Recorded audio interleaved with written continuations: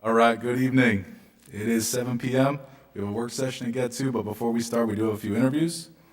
First up, we have Vern Wyman, looking to be reappointed to the Conservation Commission.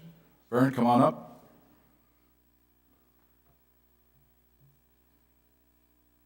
Good evening. Good evening, Vern. First off, thank you for your service. We appreciate it.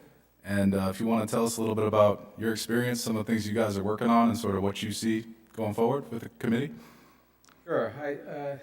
I joined this group. It doesn't seem like it's been 5 years, but it has. I had the benefit of knowing Lorraine Joubert well before I was on the commission. She's a key instrument to the success of that operation because of her professional background. David Flanders has been great to work with, very enthusiastic gentleman, and a true tree hugger. He's not ashamed to say that either. And Mary Rabuano I knew from way back when I first started working at the University of Rhode Island. She works with the Department of Environmental Management.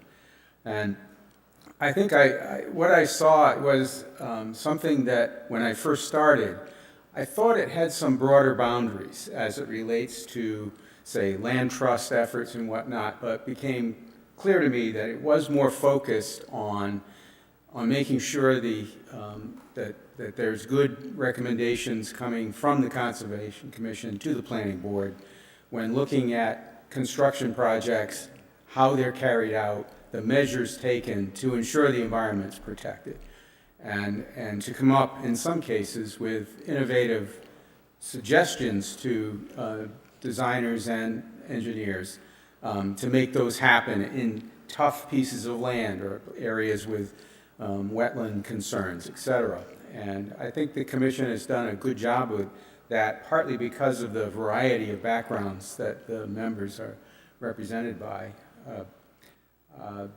From my perspective, I've been on a learning cycle with it, but at the same time, my vast experience at the University of Rhode Island has been in almost every facet of things that towns are involved with, actually, on a different scale. And so it's helpful to me, particularly of late, where members of the commission, Conservation Commission, have been rotating within the technical review committee meetings. I think that's been helpful. It's actually sort of a territory I'm almost more familiar with from my background. But I think that's been helpful because we have a voice there. We can have another level of involvement in discussion with developers and property owners before those plans are approved. So I've enjoyed the work. I can say that looking forward, I may be interested in a slightly shorter term, just primarily because of I'm retired now, but there's a lot going on in the family.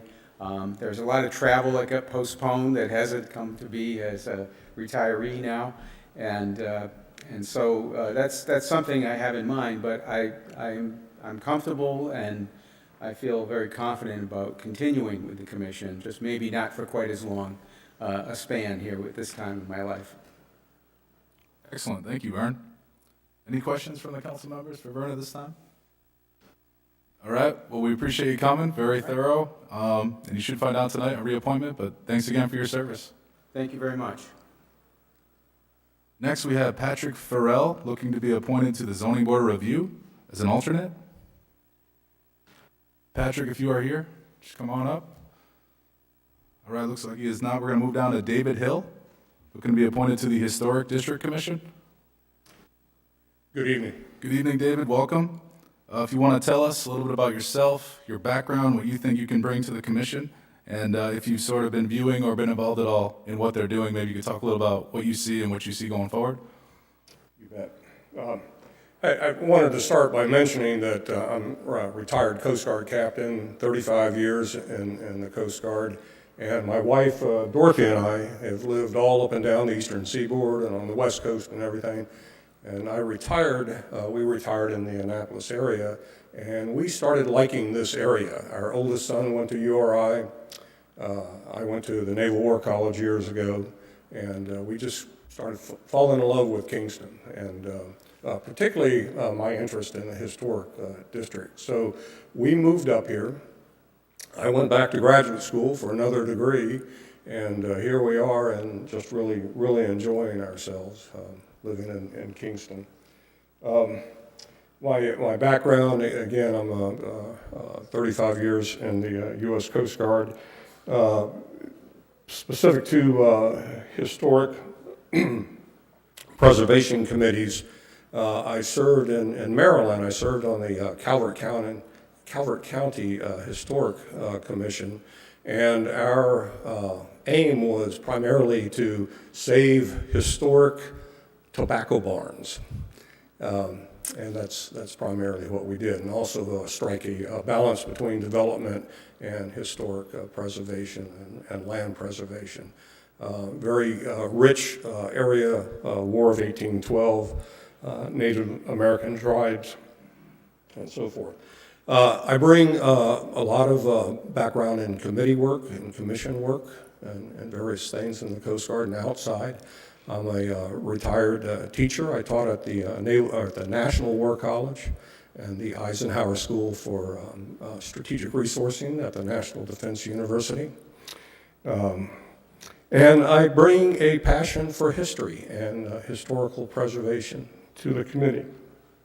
I also have a lot of experience in program and project management, and I also was CO command afloat, if that counts. I have a big learning curve. I've just been in the website recently and taken a look at everything. There's been a lot of work done with the Historic District Commission.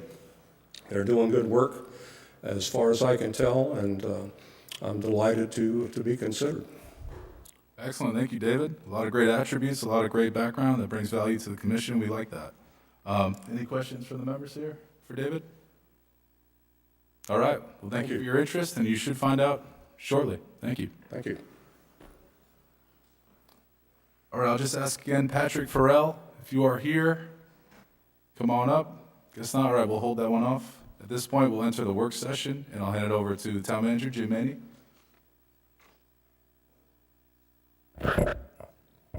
Thank you, Council President. We will go through the agenda in the work session. We'll go right to number 6, licenses.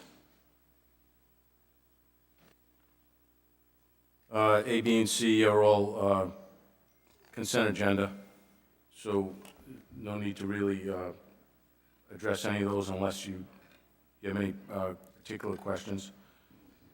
Number 7 is a public hearing regarding a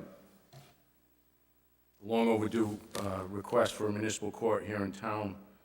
And I'll go over just some of the particulars of, so we're all on the same wavelength as to why that request is coming now. In May of 2019, there was enabling legislation by the Rhode Island General Assembly determining that South Kingstown can't have a municipal court. It was enacted in January of 2020.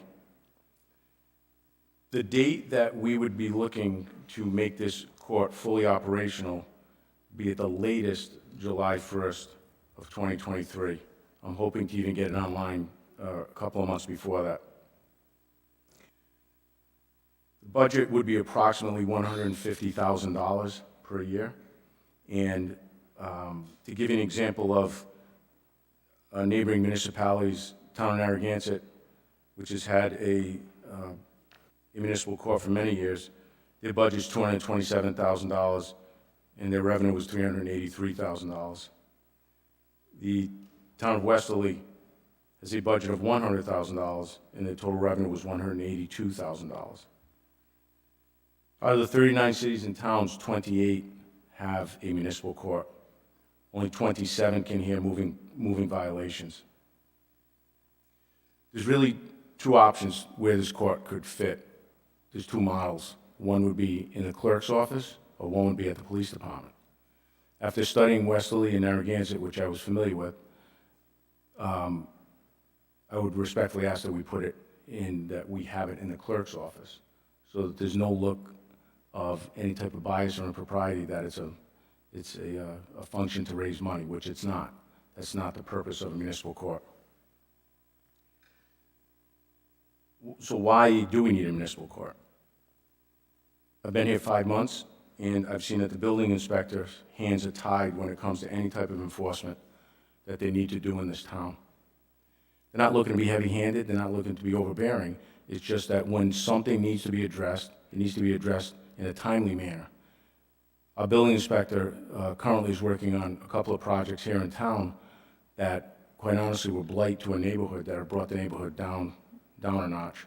And he's been dealing with this since 2018. And just when he thought he was ready to take care of this issue, the Superior Court gave him another 45-day extension, which really ties his hands and really frustrates the residents. So this way we'd be able to take some more action, quicker, more decisive action, if need be. The other area, Superior Court obviously is a big court and it has a lot of stuff going on in there. And so for us to bring any type of enforcement action there is really put on the back burner. Police Department. Approximately 2/3 of the fines that could be collected on a normal course of duty, there's about 4,000 summonses issued by the South Kingston Police Department per year. That 2/3 of those funds would go into the general revenue here, or you could make an enterprise fund and just leave it in, not just for the police department, but just leave it in that fund for the whole town to either hire more clerks, more building inspectors, or police officers. But no matter how you cut it, though, 2/3 of those funds approximately would stay here in town, which would greatly help the operations of the town in all these areas. So I've spoken to our solicitor, Mike Ursillo, numerous times about this.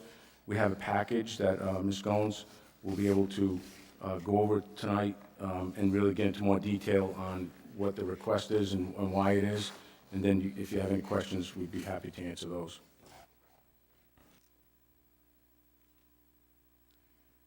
Under communications, there's a resolution from the town of Warren, town council requesting the state partner with municipalities to develop a more comprehensive plan to provide broadband access to all residences and businesses within the state. And they're asking for the support of the South Kingston Town Council for a comprehensive plan broadband review. B, an email and communications was received from Diana Michael Johnson requesting temporary parking accommodations along Succotash Road in East Matunic. As you all know, the town council have been briefing you on that for about 3 weeks now.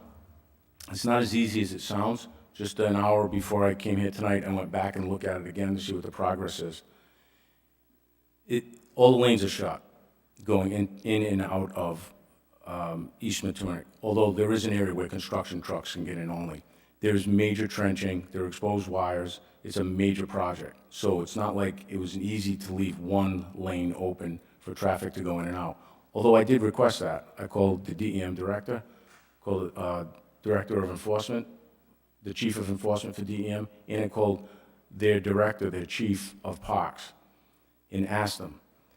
They laid it out and said, although they would like to, that because of the depth of these trenches and the exposed wires and everything else that goes along with it, it would be a danger to the public. And I agree. I went and physically inspect it myself. It's all blocked off with barriers there tonight.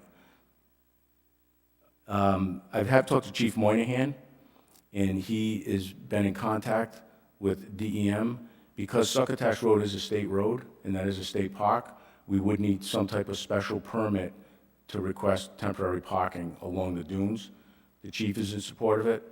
After talking to him today, I'm in support of it, and we will be reaching back out to DEM to request, at least until the inclement weather, that parking be allowed. So why are they doing it? Anyone that lives down this way knows that road, traffic is backed up for nearly a mile all the way to Route 1 on a hot day. So by having 3 ways into that state beach, it will help alleviate, it'll bring the traffic into the beach parking lot rather than keeping it on Succotash Road. C, an email, well, let me back up. I had an e-meeting with Ms. Costello, and Mr. Chris Little at the South Kingston Housing Authority. And as a result of that, an email correspondence came in requesting that South Kingston Housing Authority receive a grant from the town of South Kingstown from ARPA money in the amount of $50,000 to study affordable housing projects in their community, in the projects that they supervise and manage.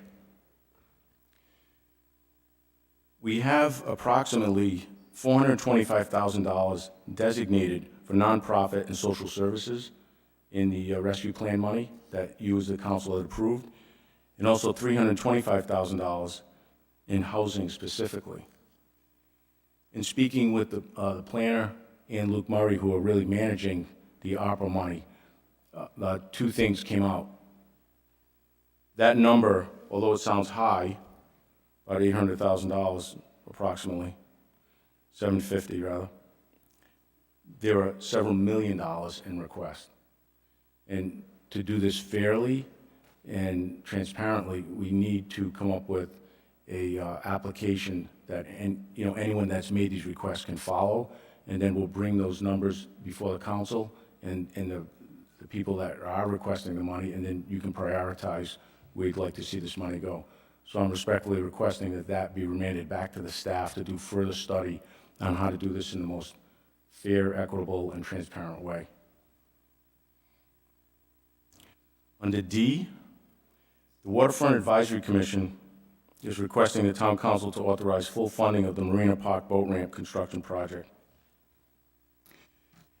Once again, over the past several months, I've been briefing you as the council on updates on where this is going. That boat ramp is critical to the recreation of this town. Everyone uses it. And on a hot day, you'll see 100 cars with boat trailers putting their boats in there. So it's one of the most widely used, if not the most widely used, boat ramp in South County.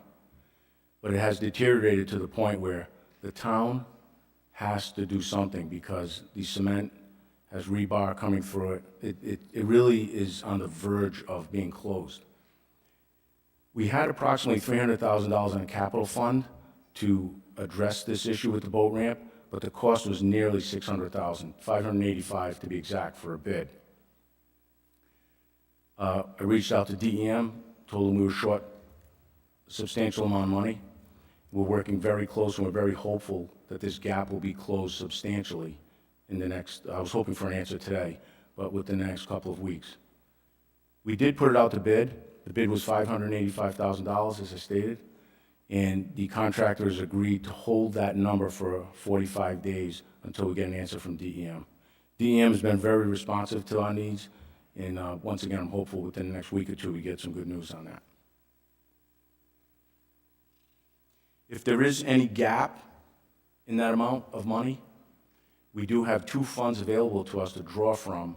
So with the DEM, if we get a DEM grant, and with the capital we have left, we could be able to close that gap. We have a recreation impact fee with about $800,000 in funds sitting there that we could draw from, and also $200,000 in a beach capital reserve fund, where we could either split the cost, whatever that is, and take some funds out of there. E is an email dated September 21st from Ms. Maggie Kloon concerning what she calls a bike or running path on Crest Avenue. 1, 2, a proposed senior tax deduction for volunteers, and 3, a plastic ban usage with the town of Narragansett trying to influence them to pass something that would, where Narragansett would prohibit plastic bags, such as the town does, which we have since June of 18. It was enacted in January of 2019, but then it was suspended in April of 21, as soon as COVID hit, It was suspended for a while. This is in South Kingston, the plastic bag ban, and it was reinstated in April of '21. So I'll work backwards. Town of Narragansett, in the research we did today, has enacted a plastic bag ban that will take effect in January. So that's a moot issue, that the work that's been done is already on track for January by Narragansett. I'll go to the front. This bike or running path on Crest Avenue, and I spoke to Ms. Clune. She's been a resident in South Kingston for approximately 3 years. So Crest Avenue is a private road. The Director of Public Services, Rich Bourbonnais, went out there personally to inspect it. And the path that she's talking about with other residents is just a path in the woods that someone made that connects two neighborhoods. It is also on private land. So although we've made improvements in other areas, even they weren't designated as bike paths or running paths in other parts of the town. They were on either town land or connected to a town road. The Crest Avenue and this path that they talk about that she's requesting maintenance on is all in a private area. So that's on hold right now. Mr. Bourbonnais is going to be doing some more research just to see how it got there, have any improvements been made, and if we can help the residents there, we will. It's just undetermined at this point. Lastly, Ms. Clune brought up some proposed senior tax deductions for volunteer hours. That passed. I spoke to the tax assessor today. We do not have a plan for that currently. It was brought before the council approximately a year ago and discussed, and there was really no determination made whether we should or should not have that type of that plan. I think, once again, if you want to remand that back to me and my staff, we'll study it to see if it's feasible in this town. We do have some concerns. Say 300-400 volunteers step out and they want some type of tax relief. Well, how would we manage the volunteers? How would we document the hours? The liability to the town on some of these we have no programs that they could really volunteer for yet. So this is something we'd have to study more and bring back to the council if you're interested. Yeah, we did, Jim. We did talk about this at length about, It was October of '21. oh, that was long ago. It's really hard to determine that, and also it's also weighted to somebody who doesn't already have a job, so you can volunteer. A lot of people who might Right. actually need the tax break don't have the hours to give to service in order to get it. And so if you go back and watch the video, there was a lot of discussion, I felt like, about how complicated that would be, and then what jobs would they do versus what jobs do we need? I agree, it is very complicated. There's a huge liability with that as well, if they're working for the town, even as volunteers. But if you'd like me to research it further, and we can come up with a decisive determination whether it's feasible or not, that's up to the council.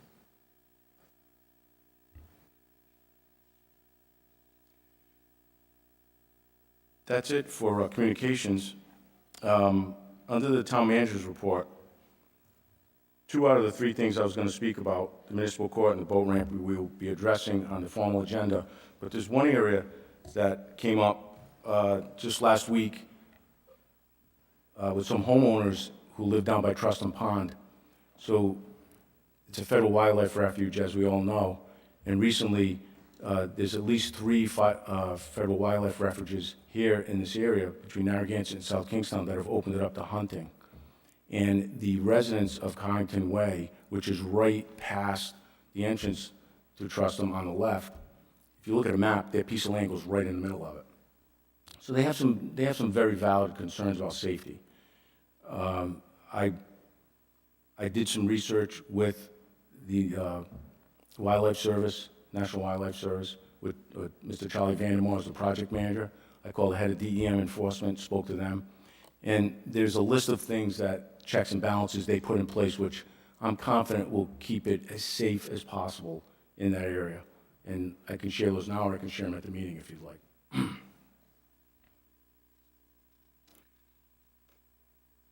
That's under my town manager's report. Under new business, there's a request to award a contract to a company out of Burlington, Mass. For fertilizer, seed, and soil. This is out of Parks and Rec. This company's been with us since 2011. Terry Murphy, the director there, gave me a memo saying they're very satisfied with this company, and I see no reason not to award it. Under B, this is a wastewater management. It's a resolution authorizing the clerk to advertise for a public hearing related to wastewater management. There is it's a little more complicated than just that agenda item that's there. It has to do with, and once again, the director, Bourbonnais, is here to explain it in more detail as only an engineer could. It has to do with breweries and the discharge of the waste that comes from a brewery and how it affects this wastewater treatment plant. And it's not that the town is initiating this. DEM, this is now a requirement, and it's something we have to address. So Director Bourbonnais can go into all the specifics on what this would entail and why it is needed. C is for a copier. D, Director Bourbonnais has been working on a cellular antenna at the Metucket water tank. It doesn't come due to February of 2025, but these cellular companies really like to lock these up and settle them long before the lease is due, so it's really a contract extension. Currently, we're getting approximately $3,700 per month from T-Mobile. That would increase to $4,000 a month with rent increases every year. Pretty much the same type of contract, just with a slight increase. We did talk to an expert, an attorney, who specialized in this type of leases, and that number is probably as good as it's going to get.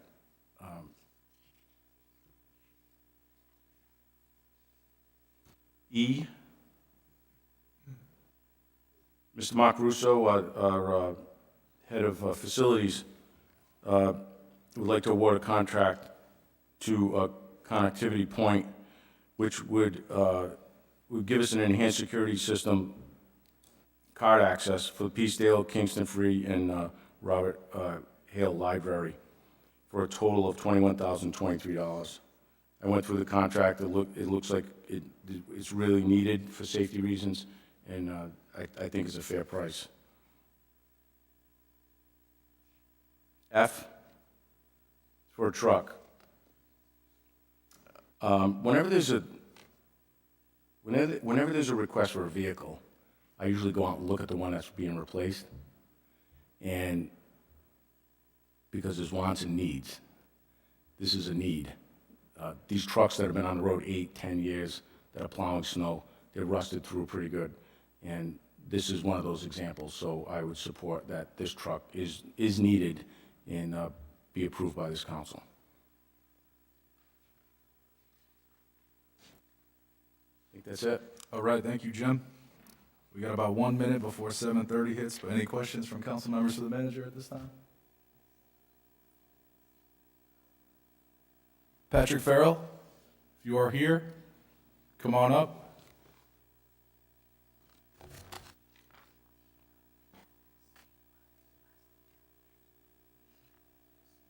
All right, seeing he's not here, we'll take about a 1-minute recess.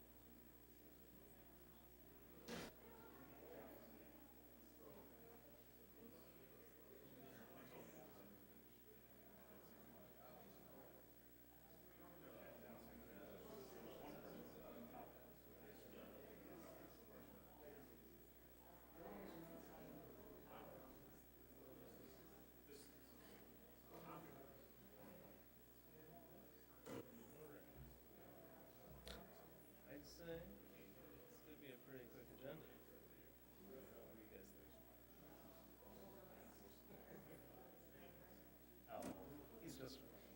always stops at one.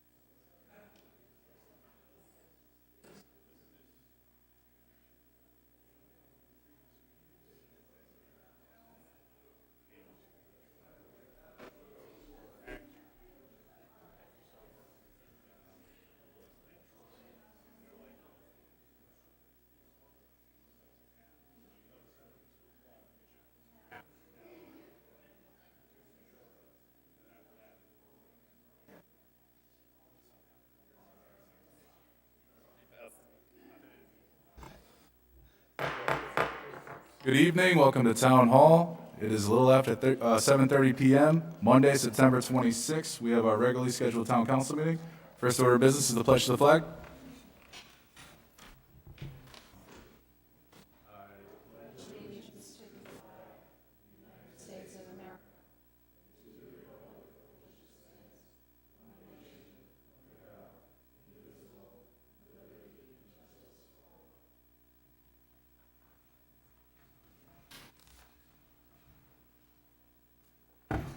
All right, next on the agenda is the land acknowledgement statement, which I will read. The town of South Kingstown pays homage to the indigenous people and land in which the town is now located. Let this acknowledgement serve as a reminder of our ongoing efforts to recognize, honor, reconcile, and partner with the Narragansett tribe whose land and water we benefit from today. Next, we have the roll call. If you would, Susan. Council President McEntee, Here. Council Vice President Collins, Here. Councilwoman Bergner, Here. Councilwoman Kelso, Here. Councilwoman Rose. Here. All members are present. Thank you. That brings us to item 4, approval of minutes of previous meetings. Motion to approve for A and B. Second. We have a motion and a second. Any discussion? Anyone opposed? All right, that motion passes. That'll bring us to item 5, consent agenda. Motion to approve the consent agenda. Second. We have a motion and a second. Any discussion? Anyone opposed? All right, that motion passes. That's going to bring us now to item 7A, which is a public hearing relative to proposed amendments to the Town Code, Chapter 12, Offenses and Miscellaneous Provisions, that would add Article 4, Municipal Court and Housing Court, as shown on Exhibit 1 attached here too. I'm going to hand it over to Jim May to give us a little briefing and background as to what this is all about. Thank you, Council President. This public hearing is to request that the Town of South Kingstown and the Town Council approve an ordinance change allowing a municipal court here in this town. In the work session, I went over some of the parameters, but I'll go over them again. So if anyone missed it, they will hear it. In May of 2019, the Rhode Island General Assembly enabled this town of South Kingstown, and led through legislation and enacted in January of 2020, it is permissible to have a municipal court here in this town. 28 out of 39 of the cities and towns currently have a municipal court. Of the 28, 27 are allowed to hear moving violations, which means traffic tribunal type of violations. If this was granted, it is the hope that this municipal court would be fully operational no later than July 1st of 2023. Hopefully before that. We would budget approximately $150,000, which would cover the cost of a judge, a clerk, software, and hardware for the municipal court.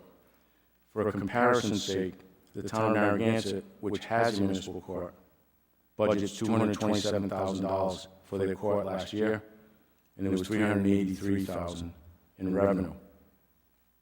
Town of Westerly budgeted $100,000 for municipal court, and there was $182,000 in revenue. But I'd like all the residents to know this is not a moneymaker. That's not why we're doing this. The reason we're doing it is so that our building inspector would have all the resources they need to enforce any of the ordinances we have that falls within their jurisdiction. Currently, if there's a violation of any type, they would have to go to Superior Court, State Superior Court, which it's one of the highest courts in the state and has a very large backlog, so it takes years to work through that system.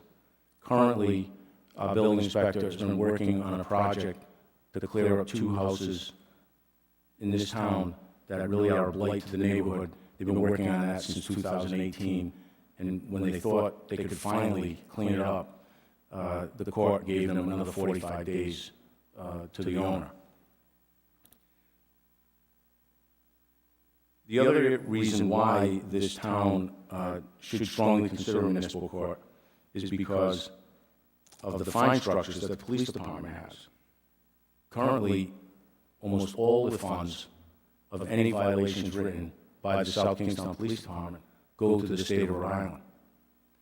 If we have a municipal court, we would get approximately 2/3 of that money to be used for the operational readiness of this town, whether it was the police department, the building inspector, or the clerk's office, because the clerks would be part of this municipal court. There are 2 types of municipal courts. One would fall under the clerk's office, or it could fall under the police department. So there's no look of impropriety or bias. My recommendation would be it would fall under the clerk's office, which is what Wesley and Narragansett has.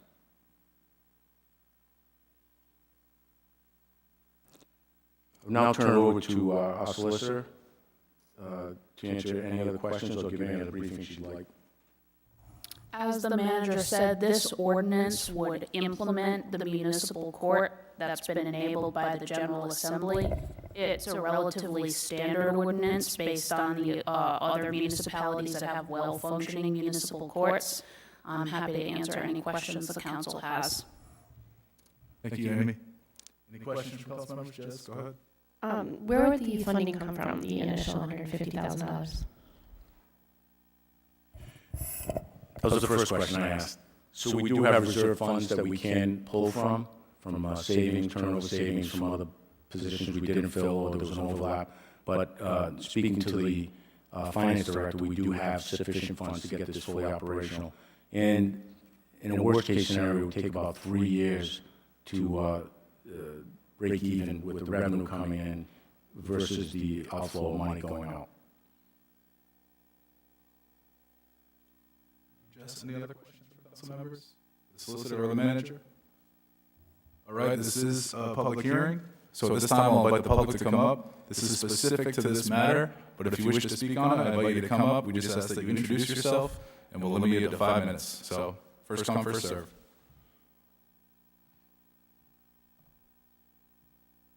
Bob?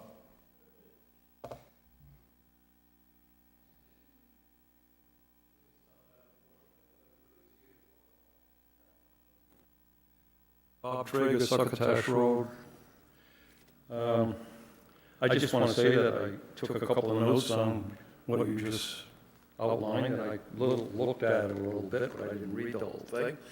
But it sounds like a need overdue. It's something that we should have. It's ridiculous not to have some things be able to be taken care of right away without having to go elsewhere. That's my feeling on it. That's what it sounds like to me. But I've been wrong before. Thank you, Bob. Anyone else in the audience would like to speak on this issue? Feel free to come on up. All right, seeing none, do I hear a motion to close the public hearing? Make a motion to close the public hearing? Second. A motion and a second. Any discussion? Anyone opposed? All right, the motion passes. Do I hear a motion on 7A? Make a motion to approve item 7A. Second. A motion and a second. Any discussion? I have a question. Amy, how do we make sure it ends up like in the clerk's office as opposed to, should that be part of the motion? In my experience reviewing other ordinances, they typically don't state what department of the town it falls under. I think that's the manager's intent to house it in the clerk's office. You could add to the motion, in addition to approving the ordinance as drafted, and direct the town manager to establish the municipal court within the office of the town clerk. Personally, I feel confident that Jim will do that. I think he's right, and that's the proper place for it, and I think the probate court's already in the clerk's office. Just makes sense in a lot of ways. But, you know, I would be amenable to an amendment, but I don't know. I think we're okay. That is the proper place, and I can assure you that's where it is my intent to put it, in the clerk's office. But if you'd like to add it, that's fine with me. Go ahead. I have a question about section 1252E. It says the housing court judge may be, but is not required to be the same person or persons appointed by the judge of the municipal court. The housing court judge shall meet the qualifications and abide by the restrictions outlined above for the municipal court judge. So would that potentially, we could have potentially two judges? And in what circumstances would we have two versus one? And I understand the flexibility of the language. You could have two. Narragansett had two, has two. One of the judges just recently passed. But we'd put a notice out to hire a judge, municipal court judge, and anyone can apply. And I would defer to the solicitor, but I would imagine that the town council has to appoint the judge, correct? Absolutely. So we'd vet all the applicants and bring it to the council to pick. But it could be one judge. It could be one judge for both. So in what circumstance would we have two? It really would depend on the volume of court business and whether, you thought you needed two judges. Sometimes they, when you're handling town matters, it might be a local attorney who might have a conflict of interest, so it's often helpful to have another judge able to step in and alternate sessions. Again, it really would depend upon volume. And just to follow up about the terms and the appointments, so it says they're going along the same two terms as the council. Is that standard language everywhere in like other municipalities? That's typical. Okay. Yeah. Because I'm just thinking that judge could potentially be appointed in July and would serve only 18 months until the next council. I guess my thinking is, do we want that to coincide with political positions changing, or do you want it to be on the off term? Like, do you see what I'm saying, on the off year appointment, rather than a new council, then that's tasked with filling that position? Just, I mean, it's always going to be a matter of the council's discretion, so I don't think we can put too much into that here. I mean, I'd like to think that judges are apolitical, and, the judge that gets appointed would probably, as long as he or she demonstrates that they're doing a good job, just gets reappointed, probably. I think that's probably what happens in most towns. Councilwoman Bergner, it is our intent to stop looking for a judge soon, because whoever is picked by the council to be the municipal court judge will be integral in helping us form it and come up with the parameters for it. So you could have one as early as January, February. okay. Just raising the point, just to think about, I was just new 2 years ago, and so there's a lot, you think back to what I had to do, we had to do the goals, we had to do all of those things, and it's just another thing, and would it be a better management of the workload to just sit it in the off year? I'm fine with whatever, I'm just putting it out there as a 2 thought. years but staggered, is that what you're suggesting? Or potentially a 3-year term? not have it be the first task that a new body of council members might take on. Just a thought. It's not something to, just, Just looking for some clarification. The judge appointed by the council would serve at the pleasure of the council, right? So if they're appointed in November of 2022, it's not necessarily that they would fulfill through November of 2024 if the council seated said, nope, not for us, right? Correct. So inherent in this position is that volatility. So I would think, yes, a new council coming in should appoint, and they would also have the ability to remove until the next council would come in and reappoint. thank you. I appreciate that a lot. Thank you. All right, we do have a motion in a second. We're still in discussion. Any further discussion on this? I'll just say that, this is something that we've been discussing at the council level since Steve Alford was the manager, and I'm glad that we finally gotten to this step. It's taken a while. I think it will be very beneficial to the town. I'm sure that there's no other towns of similar size that don't have a court at this point, and we can use it.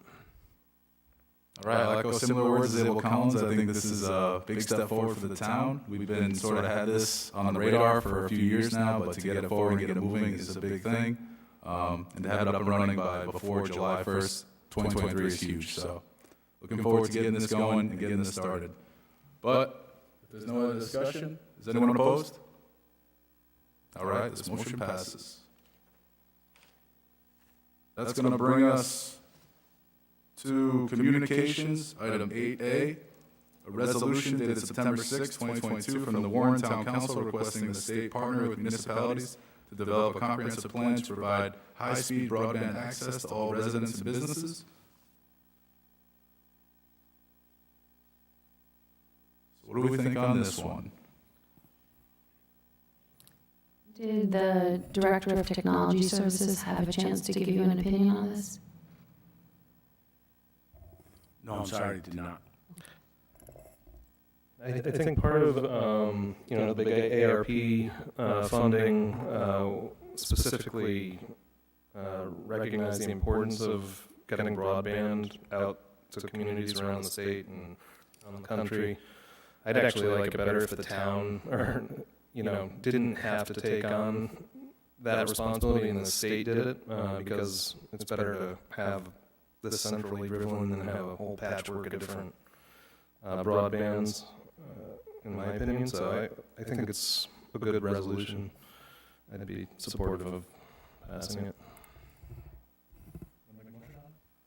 I'll make a motion to support this resolution. 8A. Second? We have a motion and a second. Any discussion on this? Anyone opposed? All right, this motion passes. That'll bring us to item 8B, which is an email dated September 18, 2022, from Diane and Michael Johnson requesting temporary parking accommodations along Succotash Road near East Matunic State Beach during the parking lot reconstruction. Diane or Michael, if you are here, I invite you to come on up. Otherwise, this is something we talked a little bit about in the work session. Jim, I know you've been looking into the issue frequently and very recently, so if you want to brief us on that. Yes. This, we've known for several months now, at least 2 months, that Rhode Island DEM had plans to modify the entrance to East Matunic State Beach. So instead of having 2 entrances, 2 lanes, they would open it up to 3 lanes. This would alleviate a lot of the traffic on Succotash Road, which sometimes can go half mile to a mile down towards Route 1, which creates a public safety issue for bikers and walkers. They recently notified the town that they would be closing the entire entrance to the parking area on East Matunic. I visually inspected it myself up to most recently an hour and a half ago. There's a big trench, and they put barriers in front. Vehicles cannot access it. Construction vehicles have to go around to the side. But there's a lot of exposed, it's an active construction site with a lot of equipment there. So once again, safety, we have to be, it's not an easy fix to get vehicles close to that. I just talked to the chief at the break between the work session and this meeting, and he had reached out to DEM, and he has to reach out to DOT, which is overseeing the project, because Succotash Road is a state road, and it is, although it's DEM's project. So we'll be working with DOT and DEM and the town, we'll be working together to get a temporary parking type of restrictive area lifted, where people could park on the dunes. The chief went and visited the area, and there are 3 paths that go over the dunes, walking paths, that'll take you to the beach. So we would have to do some type of messaging that you can't go anywhere near the construction zone, the only way you can enter the beach is through the 3 paths. But that is something we're working on, and I'm fairly confident we'll be able to do it in the good weather while it's still here. Excellent, thank you, Jim. So perhaps a motion on this to refer to the manager's office for him to continue to look into? So So moved. moved. Second. All right, we have a motion and a second. Any discussion? Anyone opposed? All right, that motion passes. That's going to bring us to item 8C, which is an email dated September 19, 2022, from Laura Lee Costello, Executive Director, South Kingstown Housing Authority, requesting a grant in the amount of $50,000 from the town's ARPA funds designated for affordable housing projects in the community. Laura, you want to come up on this? Yeah.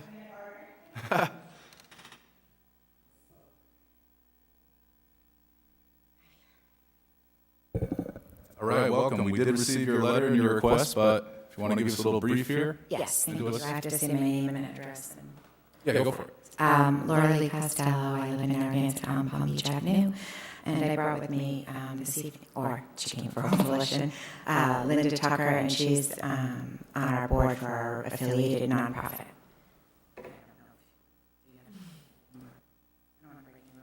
Okay, I'm Linda Tucker, and I'm very new to the board of the Service Corporation.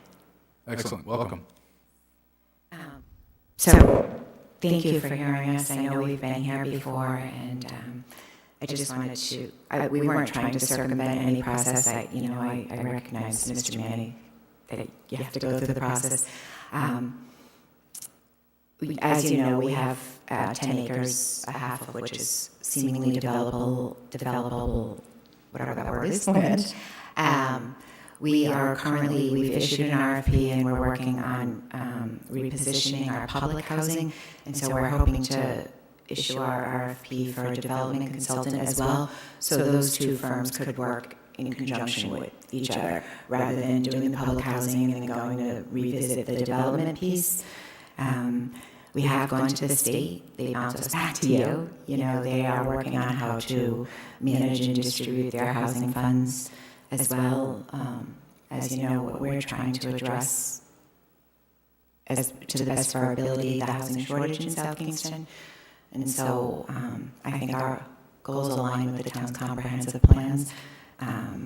This letter was written on behalf of the nonprofit board, so if there are any other questions, I'm happy to answer them. And Ms. Tucker is equally well-versed in it. Well, thank you, Laura. I think you asserted you did hear what we discussed in the work session. We're still trying to develop internal processes as to which projects we want to support and not, and really find a way to narrow down which ones are best considering the framework that we built.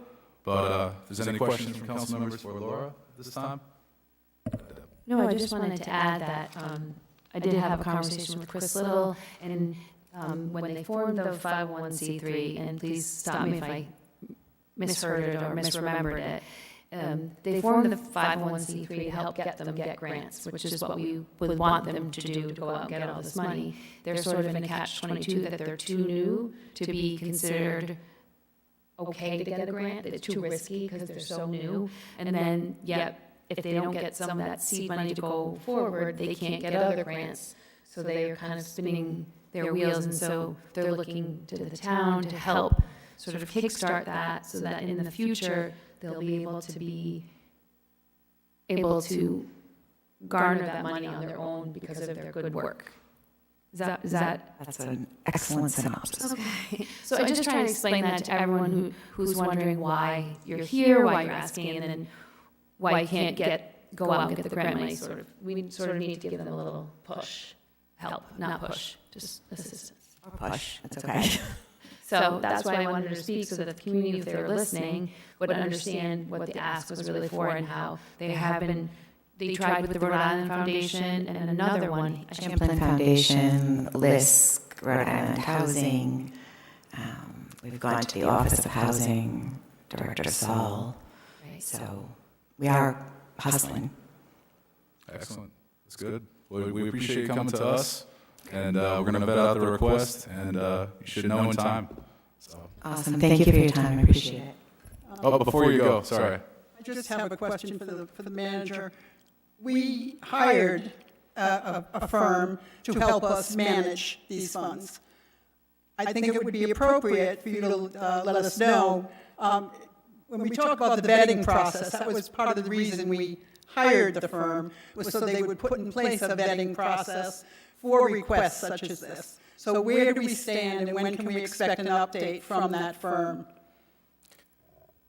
I asked that exact question today.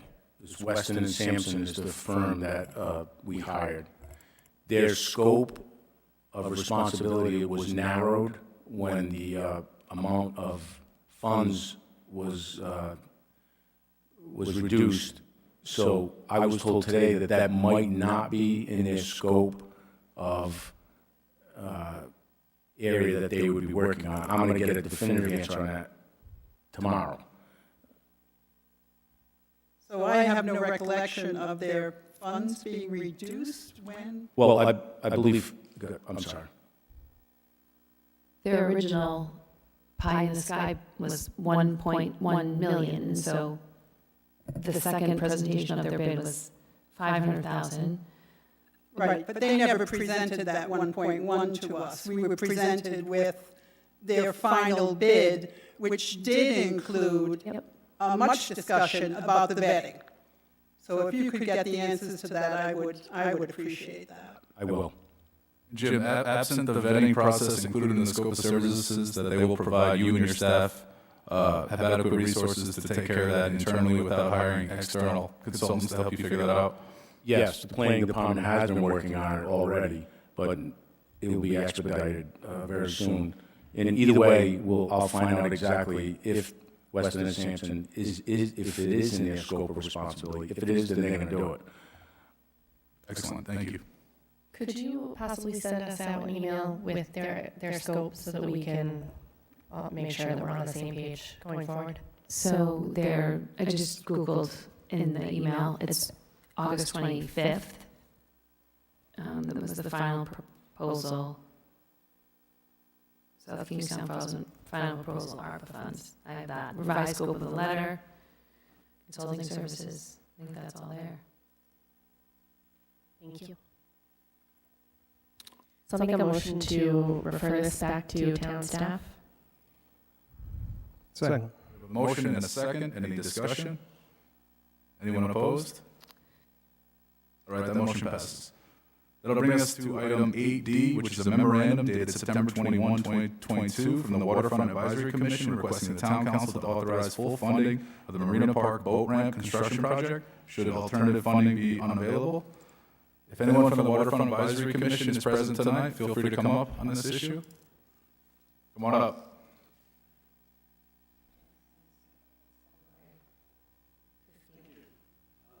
With the Waterfront Advisory Commission, I'm the chair of it. I've been an assistant harbor master also for the last 20 years in town. So I've been looking at... Mike, could you just bring the microphone a little closer? Okay. I've been looking at this ramp for probably about 50 years, but the last 20 has been up close with the public. And we drafted a memo here in town. Staff did a great job of compiling it and presenting it. Jim did a great job of presenting the current situation.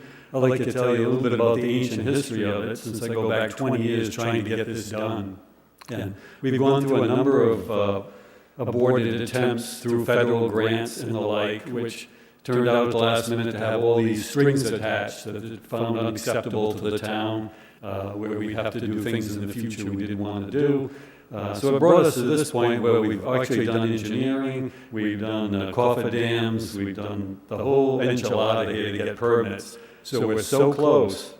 And the fact that the Marina Park, which comes under our commission, generates lots of revenue relative to its meager expenses for the town, it really needs to get done at this time. Our commission worked hard on this. We've been out to all our sites, and we feel that jeopardizing it at this point could be extremely costly in the future, based on the situation as it's coalesced around the supplier being nearby, willing to wait. And Jim's got a great 45-day delay from the contractor, and I would really hope that you seriously consider going right through with it. Hopefully we can take an arrears payment from somebody like DEM or any other person or entity willing to come up with money. But our commission would really like to make sure you get this done. Thank you. Thank you, Mike. Any questions for me? We appreciate what you wrote here, and I assure you it is a priority for us to get this done and get this reconstruction finished. The 45-day window buys us a little time to get the state subsidies if we can get them, but if not, there is money there which we will invest in to improve it. So Thank you. Assure you that. Thank you. All right, do I hear a motion on this item? Perhaps refer to the manager's office? Motion to accept motion to refer item 8D to the town manager's office. Second. We have a motion and a second. Any discussion? Anyone opposed? All right, that motion passes. That'll bring us to item E, which is an email dated September 21, 2022 from Maggie Clune concerning bike running path at Crest Avenue, proposed senior tax deductions for volunteer hours and plastic bag usage in the town of Narragansett. Maggie, come on up. Good evening, everybody. Good evening. Thanks for hearing this. I just want to say thanks again for previous testimony by myself and my neighbors against the hunting in Chaffee Wildlife Refuge.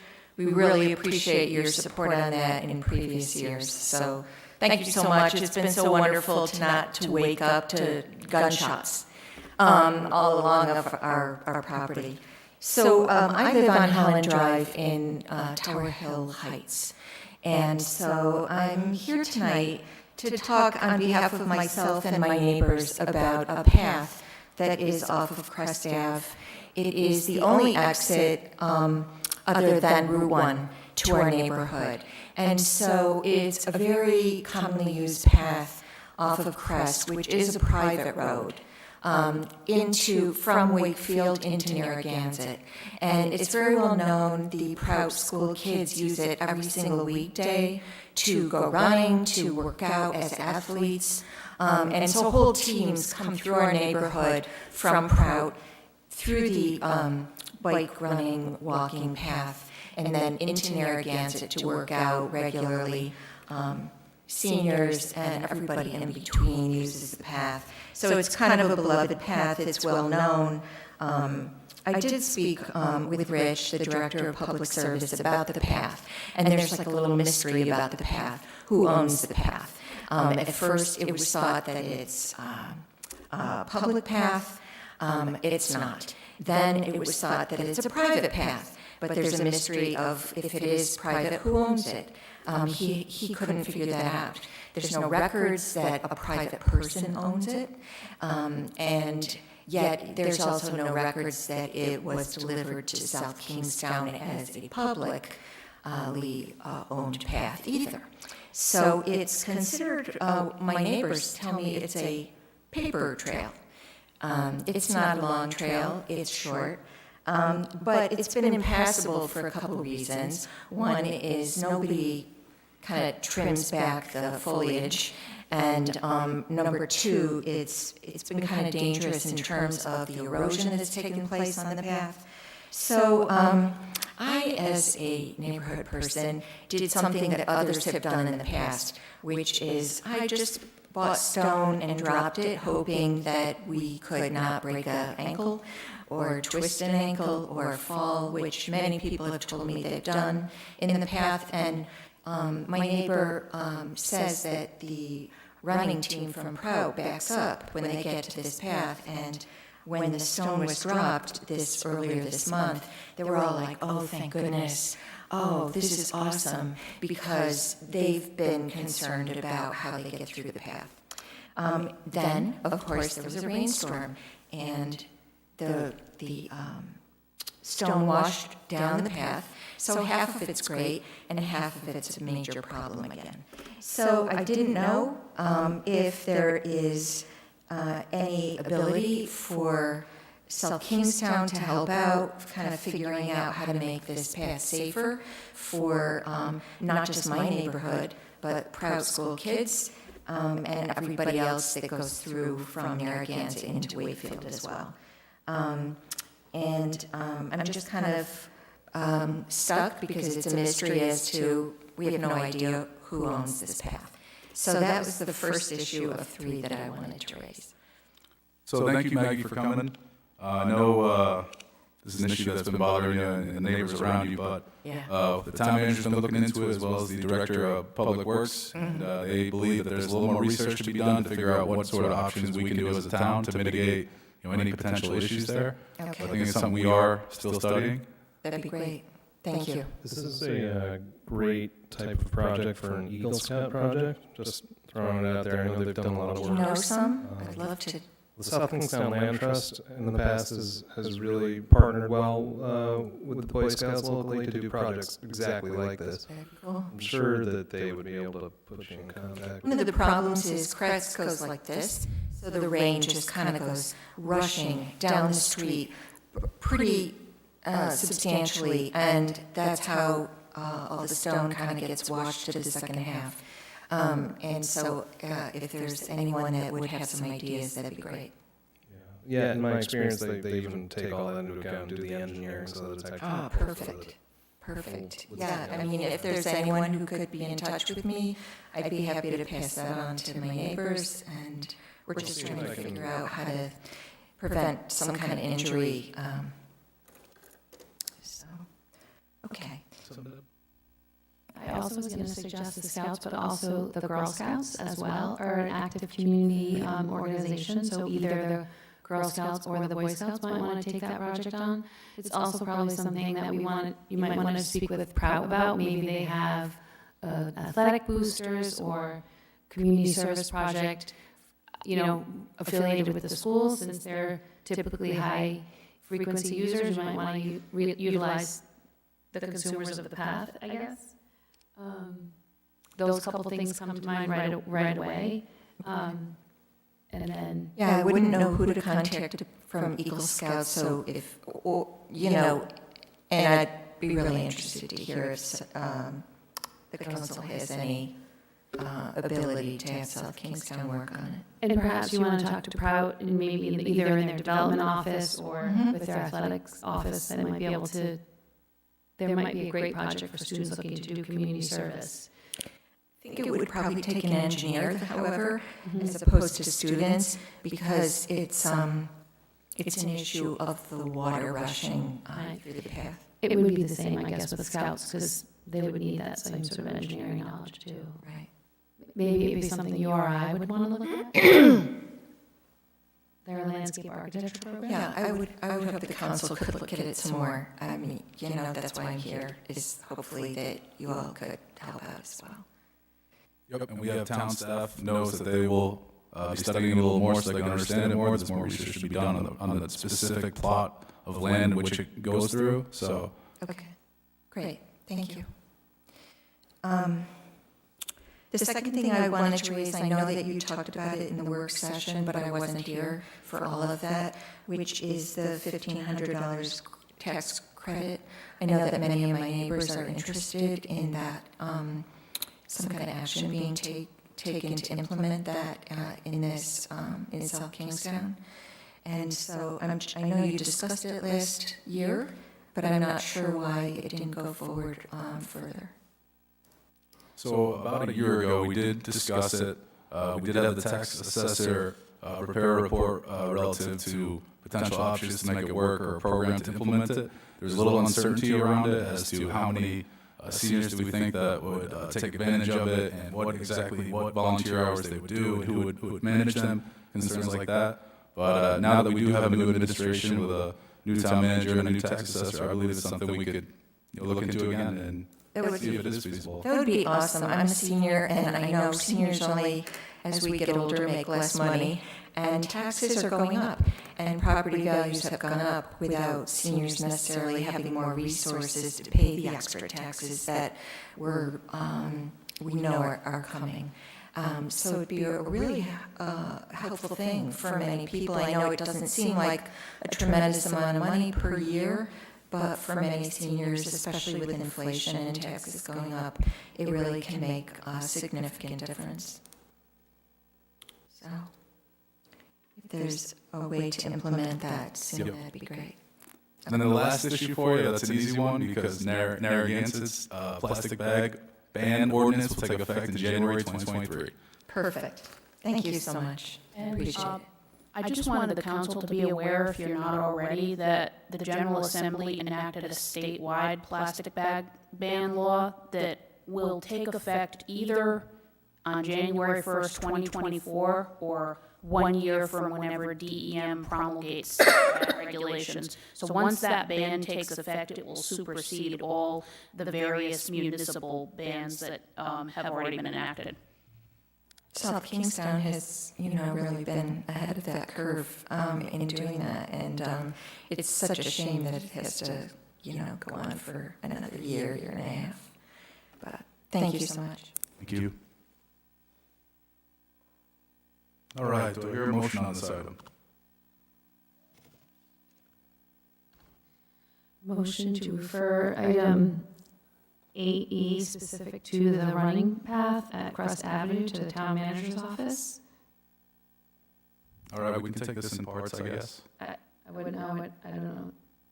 I wouldn't know how to do budget. Perhaps that is part of it, and then we could say, direct the town manager and his staff to study the potential feasibility of implementing a tax relief program for the volunteer hours for seniors. So moved. Second. All right, we have a motion and a second. Any discussion? Anyone opposed? All right, that motion passes. That's going to bring us to item 9, comments from interested citizens.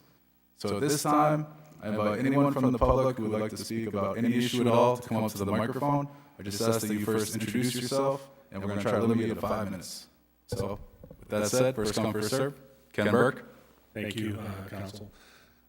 Kenny Burke, 28 South Glen Court, Wakefield. I'm here in my private capacity as a resident. I'm obviously with the South Kingstown Bicycle Pedestrian Advisory Committee. I did want to let you know that the BPAC is actively following up on the 3 items that we had discussed at our last work session. Those 3 items being adoption of our planning document, which I'm proud to say after 5 years of work, 2 public hearings is complete. We are also interested in seeing the presentation of a green and complete streets ordinance. This falls back on the initial resolution by the town council going back 10 years ago, supporting green and complete streets. Actually, back then I think it was just complete streets. As a design philosophy, it doesn't compel the town to do anything, but it does compel them to consider these ideologies to make roads safer. You've all heard recently, just this evening, the prior council meeting when residents talked about Old North Road. Several years ago we had 2 tragic fatalities on Middlebridge. It's happening all around us. We want to empower town staff to have the appropriate tools to address these issues proactively. So we're working on that. This past week, we were able to sit through a work session with the town planning board where they took up these items. I assume that the solicitor has already received a copy of the green and complete streets ordinance. I'd like to have some information on that.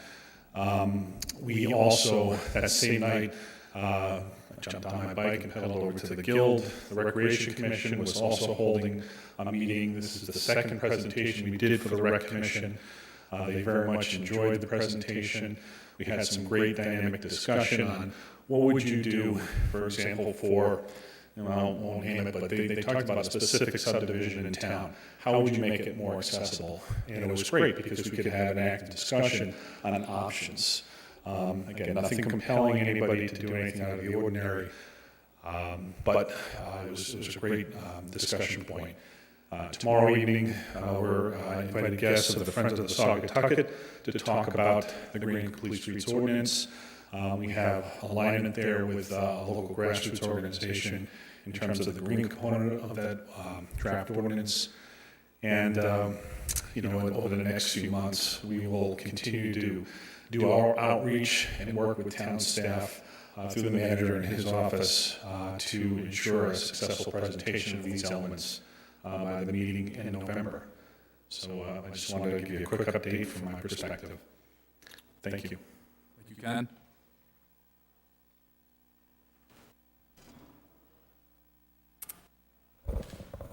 Hello, I'm Dorothy Hill. I'm in Kingston. And I just wanted to mention a few things. I know that some of my neighbors on Old North, I guess you're going to get tired of that, Old North, but presented at a recent meeting about that. And I just wanted to expand a little bit on what the needs are there. As you know, Route 138 eastbound and westbound, and Route 108 South Road, Old North, they converge in virtually the same place. And from 138 east, as the vehicles are coming into town, the speed goes from 40 to 25 miles an hour and stays at 25 through the village and past the campus.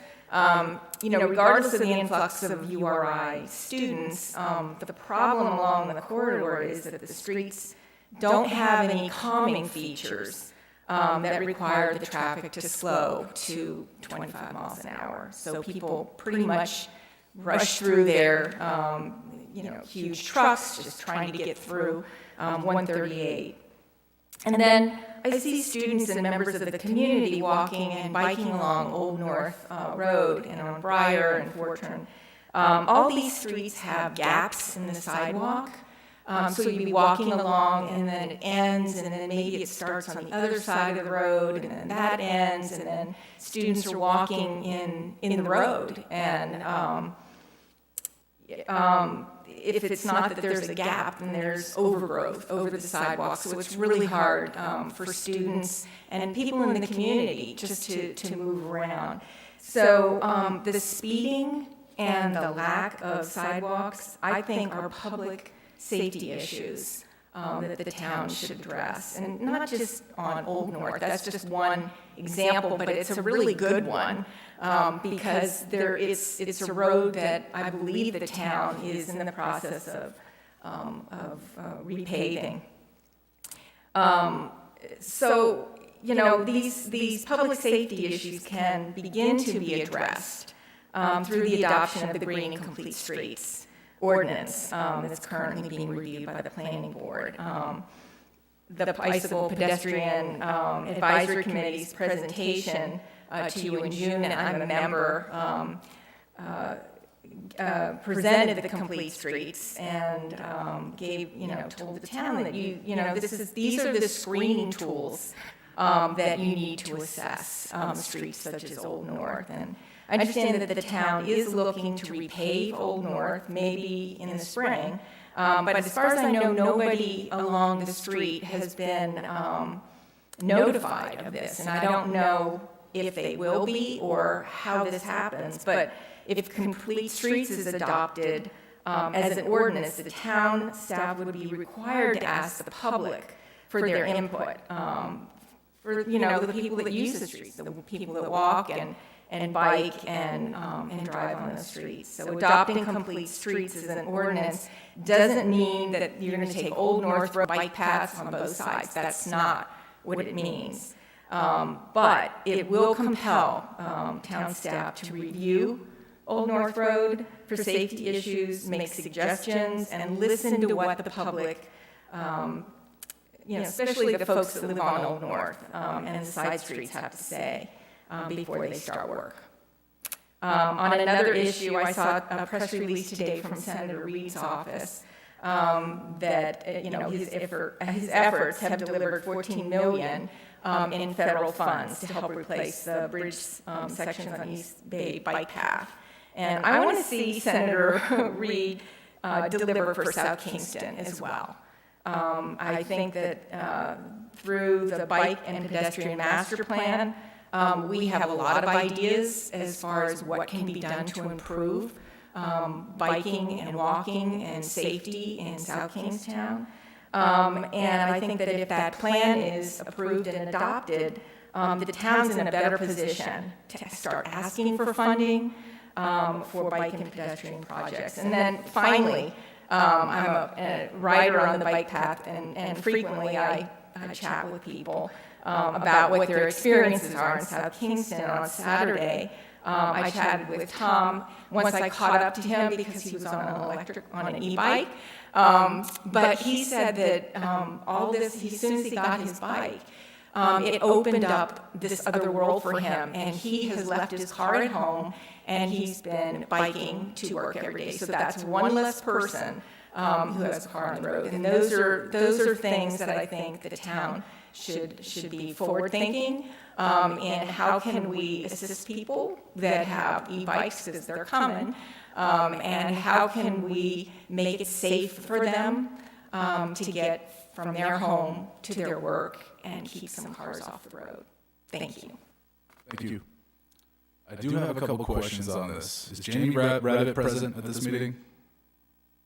No, sir, he's not. He's not. Okay. All right. Perhaps in 2 weeks, we can have a little discussion on this item at the next council meeting. I have some questions relative to this for the planning director, or I can address it to you right now, Jim. You can ask it if I have the answer. All right. So we met in. Do we need to add this as an item if we go into it right now? It's on the agenda. Yes, please do add it for discussion. Motion to add that for discussion purposes. Second. We have a motion and a second. Any discussion? All right. We met with them in June. They had these several requests here. I believe that we concluded the meeting by letting them know we were going to proceed through a process by sending it to the planning board. Now, based on what's been mentioned here, it sounds like the planning board has been reviewing this stuff at their most recent meeting, or are they still in the process of reviewing this information? They did review it, and they came to an agreement that a master plan should be developed, a formal master plan. It also went before the Rec Commission as well, and they're reviewing what Mr. Burke's presentation was. And a master plan was created by the BPAC committee, which included public hearings on it, and their perspective is the master plan is complete, but town staff's perspective is we need to hire a professional. So I'm not an expert in master plans, but that was the, it's not that it wasn't complete. There were certain items that needed to be added to that, so a consultant would be hired, because it's a big deal putting an ordinance like that. Well, the master plan is different from the ordinance, is that right? Right. So but as presented in June, the staff's position is it's a start to a master plan, but it's not the master plan that would be needed to give us all the facts that an ordinance would require. I think they've talked over with Mr. Burke recently, correct? So the staff's position is that the master plan is not complete, and because of that, we cannot move toward an ordinance. We need a master plan. It's like a predicate to even getting to any ordinance if we get there. My understanding that they would like a formal master plan done by an expert or consultant, the planning department. Oh, the planning department's perspective is that? Yes. Got it. I would like clarification on why there's a connection between the two. What? I'm sorry? The connection, like what? I've never heard that you need a bicycle pedestrian master plan in order to pass a complete streets ordinance. I don't know what the causal linkage there. I could get the Director Rabbit here to answer that question specifically at the next meeting. Yeah, let's get Jamie here at the next meeting. We'll talk about it a little further. Just to give this committee here some closure. They've been working on this for years. I think they feel a little resistance with town staff when it comes to their priorities. So let's at least bring them all here to the table and see what happens from there. So let's schedule that for the 2 weeks from now, the first meeting in October. Is the planning board making a formal recommendation to the council regarding this matter? It's my understanding that they will be, but once again, I'll get you a definitive answer in 2 weeks. Thank you. All right, we're still in the segment for comments from interested citizens, so anyone in the audience, feel free to come on up.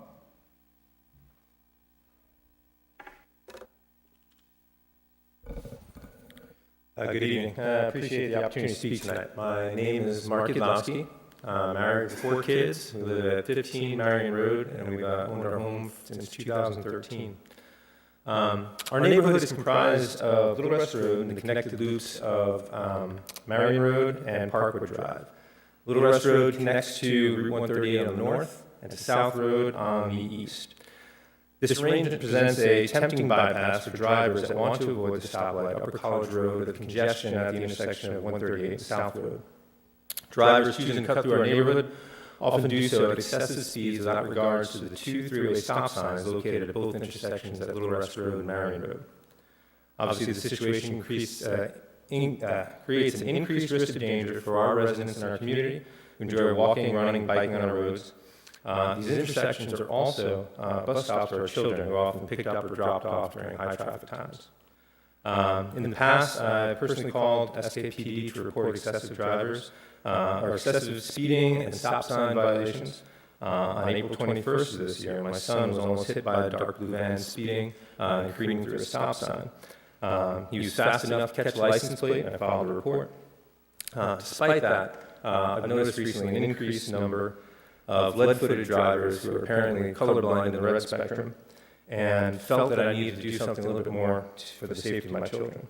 As I started researching how to implement traffic calming procedures in our neighborhood, I came across an article by Ryan Blessing, which was published in The Independent a little over a week ago. In it, Ryan reported on the traffic concerns of the residents of Old North Road, and that they brought to the attention of the council. I was happy to read the quote of town manager James Manny when he said he'd be working on this and not taking months or years, and that he's going to act pretty quickly. And I was encouraged to read Councilwoman Berge's assurance that Mr. Manny would get right on this. I'm hopeful our neighborhood might also benefit from the momentum on this. And I'm not the only one that has these concerns. Having just read the article, I drafted a quick, I guess call it a petition, I'm all new to this kind of thing, and brought it to our neighborhood gathering on Saturday. Almost everyone there felt the same way. I was also surprised to find out some of the neighbors living there longer have been trying to get these addressed for over 20 years. I was able to get at that one event signatures of 35 people representing 40% of the homes in the neighborhood. And not everybody makes that gathering. But everyone that signed is requesting the town to take immediate action. And they support such solutions as no through traffic signage, speed bumps at both intersections of Little Rest and Marion Roads, and relocating stop signs to be more visible. But like I said, this is all new to me, so I would like to ask what we can do to help you guys make our concerns resolved as quickly as possible, because we don't want an injury or death to be the impetus of change. Thank you. We appreciate you coming. We encourage you to stay involved. The town manager and the police chief will be holding a forum at some point in the near future, trying to gather what roads need the most attention, what should be priority, and with you and your location bringing the awareness to us, and the town manager, the police chief is here. It's getting it on the radar, and I assure you action will be taken in near time. So. Do you know how that where that will be announced when that meeting will be? We are working on a date and a location for that forum. But sir, what I would encourage you to do is meet with the chief now, we'll get your name and number, and we'll get right on this. But it is important. I travel up and down that road every day, and I didn't know Little Rest was cut through that. You said it was, I'm sure it is, but so that's something we'll get attention to right away. I appreciate that, thank you. Jim. I didn't catch his name, but Mr. Stones, he walked away around the corner of Little Rest as you come through the stop signs and head towards 138. A home has like bamboo. Is it possible to have maybe the trim there, because it's a really tight corner in terms of pedestrians. I don't know if you could put some more buffer between the road and the bamboo trim right there, so. Well, if it's impeding a view on the right-of-way, we can absolutely Might- some action, but even then, we'd send maybe the chief would go out and talk to the guy and just let them know that could possibly be Yeah, if there's anything. an issue there. I've driven that road, and that is definitely a tight corner where people do, I see people walking their dogs all the time. So. You're the culprit, you're the one driving fast through that road? No. Okay. It is the cut through, but that's not me. I'm not the blue van. All right. Anyone else from the public? Feel free to just come on up.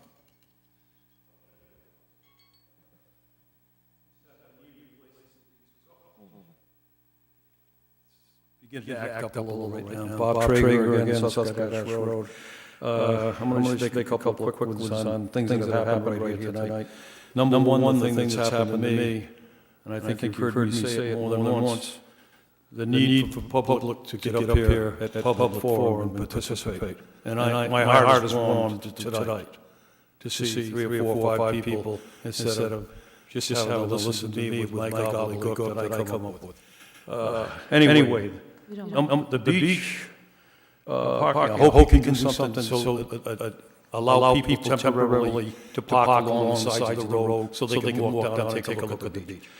As far as the boating ramp, that is so far overdue. I agree. The gentleman, he said 20 years he's been, that should, South Kingstown, I don't know where you're going to do it though. But that's the hard part now, getting the property to do it, I suppose. Maybe you already have it. But that should be done, absolutely.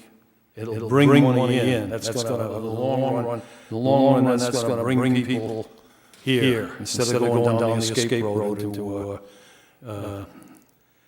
Galilee, which is usually full on any good day and every weekend. Even with the immense parking they have, sometimes they park on the side of the road. Now, this isn't meant to be gloom and doom, what I'm going to say next, and then I'm going to leave. But I did watch the 3-part series on the United States, I don't know how you want to call it, how we participated in the Holocaust era. There's no words to describe the Holocaust. Words still can't cover it. There's no way to do it. But I just mention it only because we all, as individuals, observe our day-to-day, whatever we see. We're all moving through time, and these things happened in my time. I was a little kid then, about in Providence, we used to bring the shades down, worried about bombing and things like that. I can still remember that when I was 4 or 5 years old. Anyway, 82 now, I know I'm not going to be around that much longer. You never know, I might be around for another 10 years, it might be 5 years, it might be tomorrow that I'm going. I know that reality is there. So I haven't been here a couple of weeks because of the knee and a number of other things that I'm doing. But I want to say again, thank you very much for what you do, and I appreciate tonight, and I appreciate what I see going on. And on that note, I'm going to leave you. And hopefully I'll make a couple more meetings before I head to New Hampshire. Bye now. Thank you, Bob. Okay. Anyone else in the public like to speak? If so, just come on up. All right, seeing none, we're going to move on to the town manager's report.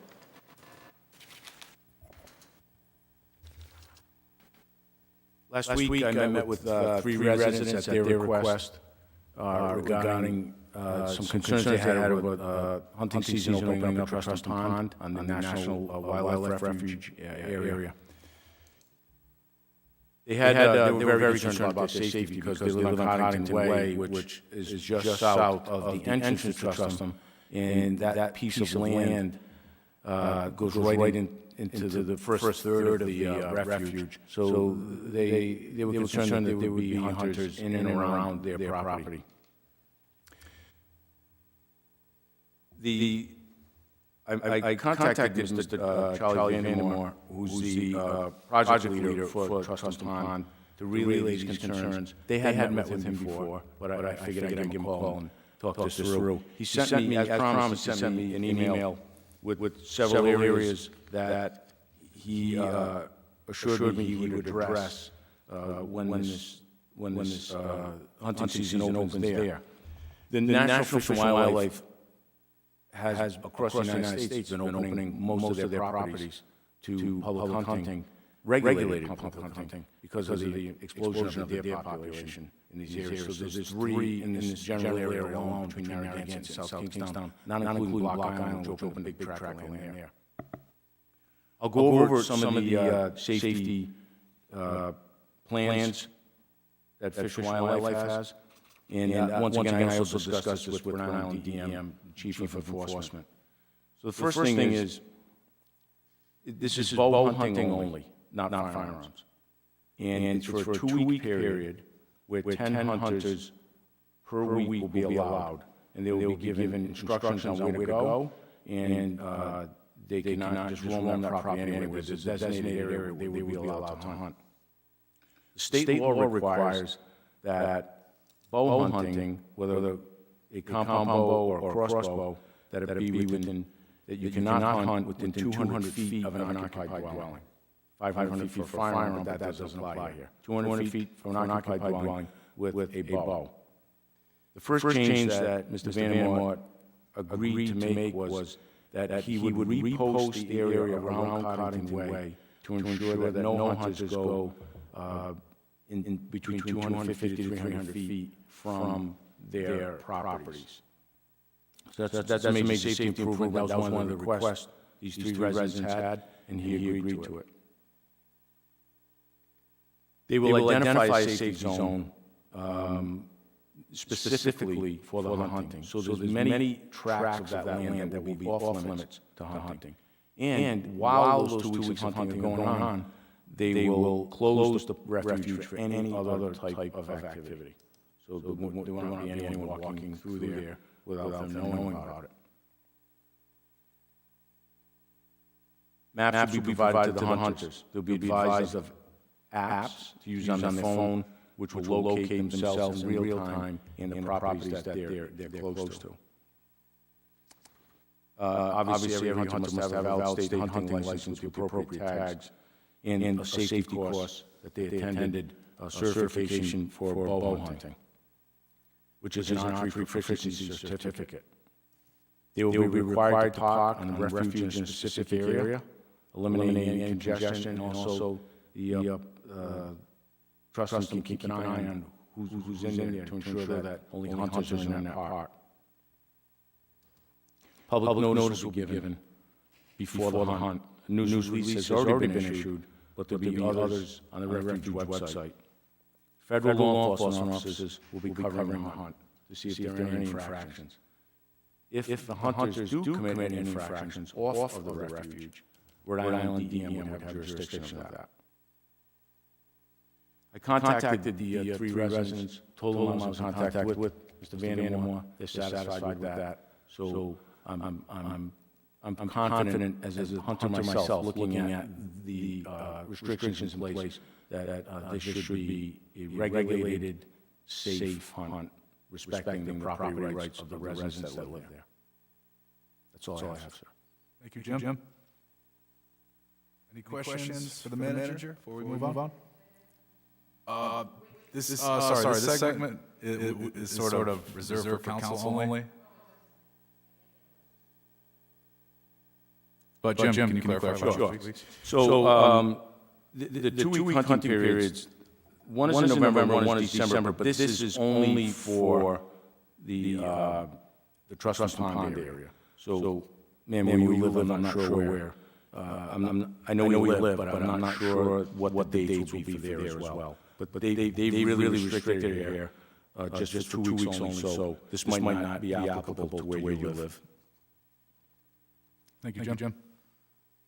All right. It's going to bring us to item 11, appointments. Make a motion to reappoint Vernon Wyman to the Conservation Commission. Second. We have a motion and a second. Any discussion? Anyone opposed? All right, that motion passes. Make a motion to appoint David Hill to the Historic District Commission. Second. We have a motion and a second. Any discussion? Anyone opposed? All right, that motion passes. It's going to bring us to 12A, which is a resolution authorizing extension of award of contract originally granted on June 10, 2019 to Tom Irwin Incorporated of Burlington, Massachusetts for the purchase of turf management supplies and consulting services at the specified unit, pricing in accordance with all bid specifications for the period September 15, 2022 to December 31, 2023, as further described in the memorandum from the Director of Leisure Services, the Town Manager, dated September 14, 2022. Motion to approve 12A. Second. We have a motion and a second. Any discussion? Anyone opposed? All right, that motion passes. That'll bring us to item B, which is a resolution authorizing the town clerk to advertise by reference for order of notice of public hearing relative to proposed amendments to the town code, chapter 19, utilities, article 2, wastewater management, as shown on exhibit 2 attached here too. Motion to approve 12B. Second. We have a motion and a second. Any discussion? Anyone opposed? All right, that motion passes. And just to clarify, there'll be a public hearing at the next meeting, the first meeting of October, which we invite the public to come up and speak on the issue. That's going to bring us to item D, which is a resolution authorizing the town manager to execute a First Amendment to the cellular antenna lease with T-Mobile Northeast LLC for the town's Metucket Road water tank in accordance with terms of lease agreements as approved by the town solicitor, and as further described in the memorandum from the Public Services Director to the town manager dated September 20, 2022. Motion to approve 12D. Second.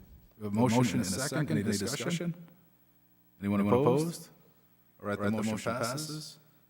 Next, we have item E, which is a resolution authorizing the award of contract to Connectivity Point of Cranston, Rhode Island for installation of an enhanced security system to include electronic access points at the Peacedale, Kingston Free, and Robert Beverly Hale libraries, inclusive of all library materials, in accordance with the State of Rhode Island, Master Price Agreement number 419, in an amount not to exceed $21,023, as further described in the memorandum from the Facility Superintendent to the Town Manager dated September 20, 2022. Motion to approve 12E. Second. We have a motion and a second. Any discussion? Anyone opposed? All right, that motion passes. It's going to bring us to item F, which is a resolution authorizing award of bid to Liberty Chevrolet of Wakefield, Massachusetts for 2024 Chevrolet pickup with plow in an amount not to exceed $52,879, with $13,879 of funding from Capital Equipment Reserve Fund, and as further described in the memorandum from the Public Services Director, Town Manager, dated September 22, 2022. Motion to approve 12F. Second. We have a motion and a second. Any discussion? Yeah. I just wanted to say for the community who might not have been here in the work session, that I really appreciated the town manager went and physically looked at the truck and verified that it's in really rough shape due to the salt and snow damage. And it is a purchase that he recommends today on speaking well. Sorry. Just want people to understand that we did verify we don't just buy a truck because it's up in the 8-year plan. Do you think, Jim, a good purchase? I'd like to drive this truck. Well, there'll be a snowstorm with your name on it. I check all vehicles, yes, so it is a needed purchase. All right, we have a first and we have a motion and a second. We're in discussion. More discussion? Anyone opposed? All right, that motion passes. Motion to adjourn. Second. We have a motion to adjourn and a second. Any discussion? We are at the end of this meeting. I can talk to you after the meeting.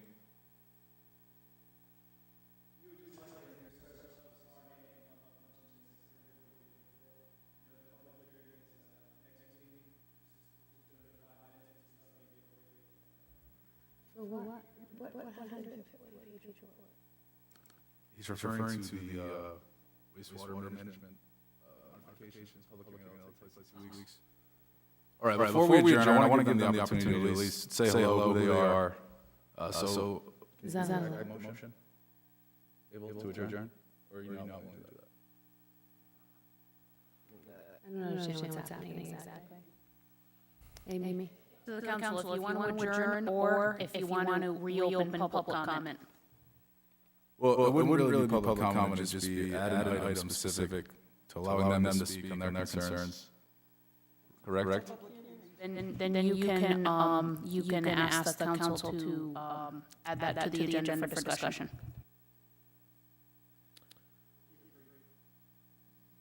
First, we need to talk about this. So I have a bit of a problem adding this to the agenda because the whole community wasn't notified that this, tonight we would be hearing comment on this wastewater management issue. So I'm of a mind that the public hearing is in 2 weeks, and that would be the appropriate time for these folks to make their comments, because we have invited the whole community to make comments, not just carved out a special dispensation for people who happen to be sitting in front of us. We did have community comment, and they could have come up during community comment and done what they're asking now. But to add this as an agenda item without allowing all of the people who may be affected by this the opportunity, I think is, in my mind, not where I want to go. So, just a few thoughts. I did speak quickly before the meeting started, and I understand that there's a little confusion. It's not always easy to understand how these meetings run or operate. The time where you should have come up and spoken was that segment for comments from interested citizens. At that point, you came up and talked about anything, and I expressed to you that the issue that you're here to discuss is not up for a public hearing today, but in 2 weeks. But based on the confusion, I'm sure you guys don't come to a lot of meetings. But I'm willing to give you just a little opportunity to talk, because I think you got confused. That's just my take on this issue. I feel I don't want people up here to be uncomfortable. I think I'll just stick with my motion to adjourn. But I will say, you're welcome to approach any of us, talk to us after the meeting, between meetings. That goes for everybody. We're, out there and willing to speak to people. So please, don't feel like we're out here with some type of agenda that we want to enforce on people. But yeah. All right. So we do have a motion to adjourn, and we have a second. Any further discussion?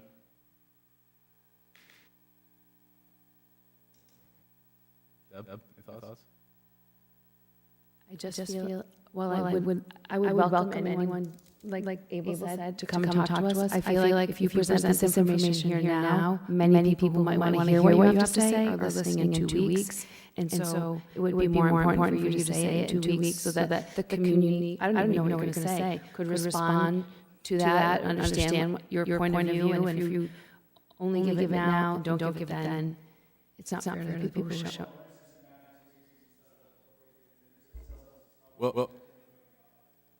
Well, I'm sorry how this kind of worked out, unfortunately, but stay after the meeting. We'll all introduce ourselves to you. Hopefully get to understand what your main concerns are with it. In 2 weeks, you got to come back here, because we're going to have a public hearing, and it's for you can make your case as to whether you support it, don't support it, or suggest modifications. So, yes. So, is anyone opposed to the motion to adjourn? All right, that passes. Meeting is now over. I hope you all enjoy your evening. Have a good week.